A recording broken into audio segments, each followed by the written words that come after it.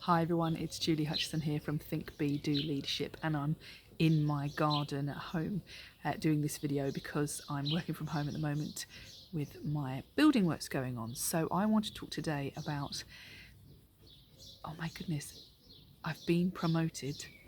What do I do?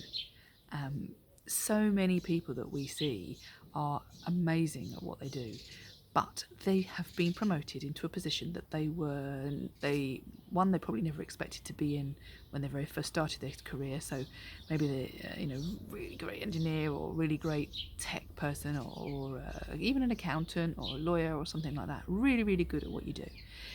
But you're in a position where you find yourself managing a team of people, and you have to be inspiring, and you have to lead, and you have to do something different from what you were doing before. And to be quite honest, I see people every day where it's really uncomfortable for them to be in this position because, quite frankly, nobody trained you for it, and it doesn't feel so easy when you're there because it's a whole lot different from just being good and being responsible for your own stuff, if you know what I mean. So what do you do? Well, the biggest thing that I see with my clients is the change in mindset and behavior that is required for somebody who's then going to be in a leadership position, even from just even from a supervisor, but all the way up to managing director or whatever it's going to be, is the change in mindset about who you're showing up for. Because when you're just responsible for yourself, you're showing up for you, you come to work, you do what you need to do, and hopefully you believe in the organisation, and you really put in a good day's work and you're helping. But when you are the boss, when you are the leader, that's not what your job is anymore. You're there to leverage. And somebody said to me today, well, what does that actually mean? Well, think of it like a lever. Your efforts lead to more output than what you could do on your own. So as a leader, it has to be different work. It has to be something different. You have to think differently. And if you think differently, you'll then behave differently.